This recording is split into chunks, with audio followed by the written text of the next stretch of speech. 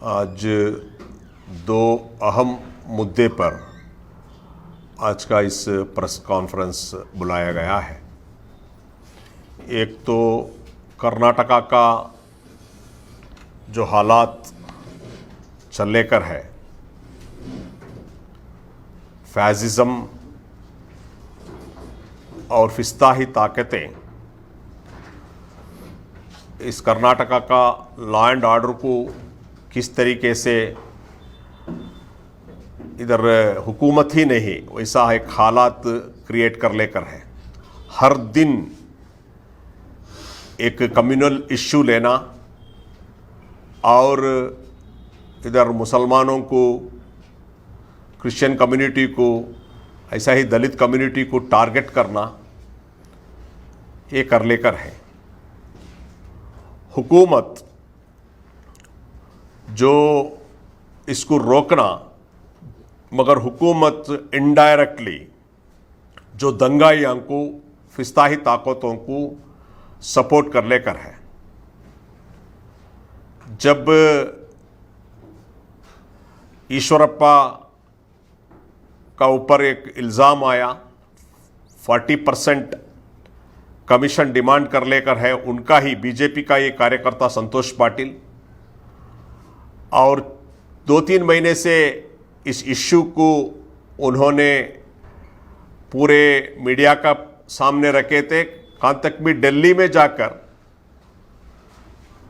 Prime minister को मिलने का कोशिश किया, पर प्राइम मिनिस्टर को भी लेटर लिखे। उसके बाद उन्होंने खुदकुशी कर लिए, जो जिम्मेदार ठहराते हुए ईश्वरप्पा को। तो जब पूरा कर्नाटक में ईश्वरप्पा को अरेस्ट करना बोल, क्योंकि ऑलरेडी एफआईआर लॉन्च हुआ है, आरोपी नंबर 1 है ईश्वरप्पा, जो यानी अरेस्ट करने के लिए जो डिमांड आया, इसको डाइवर्ट करने के लिए आज उडुपी जैसा, हुबली जैसा एक इश्यूज को क्रिएट करें। तो यानी कि असल मुद्दे को डाइवर्ट करने के लिए कुछ ना कुछ इश्यूज ले लेंगे, और पर्टिकुलरली मुस्लिम ट्रेडर्स को टारगेट कर लेकर है, बॉयकॉट कर लेकर है, हर दिन नफरत का स्पीच चल लेकर है, मुस्लिम्स को थ्रेट कर लेकर है। एक ओवरऑल एक फिस्ताही ताकत ऐसे कर लेकर एक माहौल को इतना बिगाड़ लेकर है। तो इसलिए social democratic party of India कल इसका स्टेट सेक्रेटरीट मीटिंग में हम लोग बैठे, इस मुद्दे पर कैसा किए जाए। तो इसलिए हम लोग एक डिसीजन लिए हैं, कोई भी मजलूम कर्नाटक के अंदर कोई भी जात का हो, उसको मजलूम वो कानून का जो उनको हेल्प चाहिए, उससे उनको लीगल हेल्प मिलना है, एक कॉन्फिडेंस मिलना है। तो इसलिए social democratic party of India एक आज आपका माध्यम का जरिए से एक लीगल हेल्प डेस्क हम लोग ऐलान करते हैं। स्टेट लेवल में बेंगलुरु में 5 एडवोकेट्स का टीम इसके लिए काम करेंगे, और हर जिले में 2 से 3 एडवोकेट का एक हेल्प डेस्क होगा।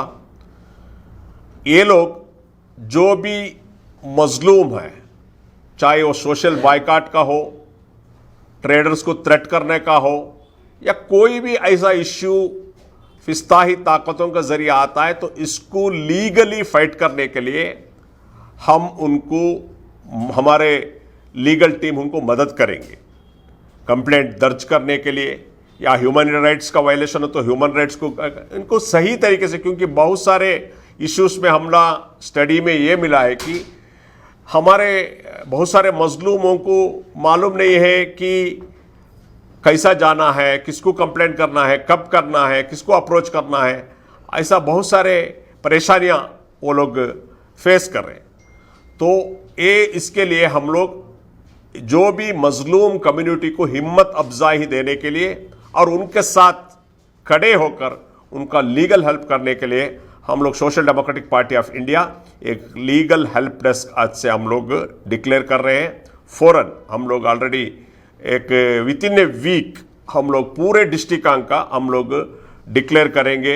सोशल मीडिया एंड मीडिया का जरिए कौन है वो डिस्ट्रिक्ट का हेल्प डेस्क का जो जिम्मेदार कौन है बोलकर हम लोग डिक्लेयर करेंगे, ये मैं आप ऐलान करता हूँ। दूसरी अहम बात, आपको मालूम है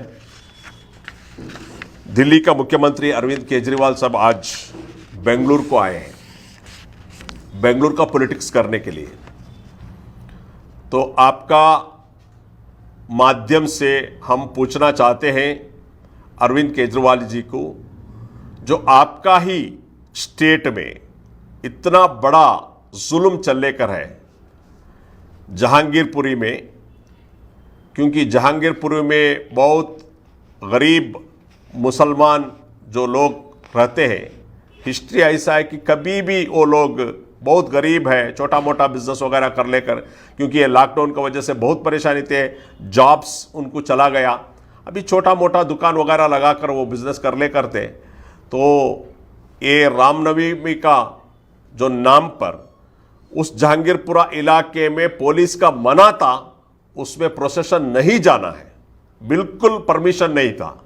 उसके बावजूद ये लोग जबरदस्ती गए, जबरदस्ती हथियार लेकर गए और ऐसा प्रोवोकेटिव करे, बहुत सारे प्रोवोकेटिव कर कर भड़काने का काम करे, पत्थरबाजी हुई, वो भी तहकीकात होना चाहिए कौन पत्थरबाजी करे।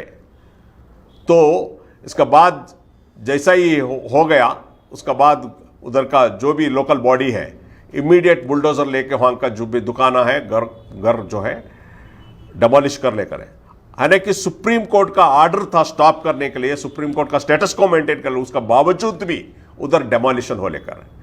मगर आम आदमी पार्टी का मुख्यमंत्री अरविंद केजरीवाल जो दिल्ली का मुख्यमंत्री है, उनको बेंगलुरु आने के लिए फुर्सत है, मगर वो मजलूमे के साथ करने के लिए उनको टाइम नहीं है। किधर है? अगर सुप्रीम कोर्ट का डिसीजन को फॉलो नहीं कर रहा है तो मुख्यमंत्री हो, वहां का आम आदमी पार्टी का एमएलए हो, उस कारकुन हो, किधर है वो लोग? क्यों रोकने का कोशिश नहीं किया? तो इसमें जाहिर होता है असल चेहरा आम आदमी पार्टी का। मैं अवाम को आपका जरिए बताना चाहता हूं, ऐसे जो हाइपोक्रेटिक जो पॉलिटिकल पार्टियां हैं, इनको भरोसा कर कर जाना बहुत डेंजरस है। इनका फिस्ताही ताकतों को इनडायरेक्टली सपोर्ट करने वाले लोग हैं ये लोग। अगर ये लोग जस्टिस का बात करते हैं, डेमोक्रेसी का बात करते हैं, कॉन्स्टिट्यूशन का बात करते हैं, क्यों सुप्रीम कोर्ट का आदेश को इन लोग इंकार करें? जो जितने भी जो लोकल बॉडी का अथॉरिटीज या डिपार्टमेंट क्यों नहीं रोके? मुझे तजुर्बा है दिल्ली का दंगे, मैं खुद उधर सर्वे कर हूं, उनका मजलूमों को मिलकर हूं, विक्टिम्स को मिलकर हूं। दिल्ली जो दंगा हुआ सीएए के बाद, उसमें भी आम आदमी पार्टी का कुछ भी इस कम्युनिटी को, पर्टिकुलरली मुस्लिम कम्युनिटी को कोई भी मदद, कोई भी हेल्प, कोई भी उनका ये दंगे को रोकने का कोई कोशिश नहीं हुआ। तो कोई हक नहीं बनता ये लोगों को उधर का जो मजलूमों का पॉलिटिक्स छोड़ के आज बेंगलुरु आके पॉलिटिक्स करने का, ये आवाम जानना चाहिए। और मैं ऐसे जो पॉलिटिकल पार्टी का जो हिपोक्रेसी है, इसको मैं कंडेम करता हूं।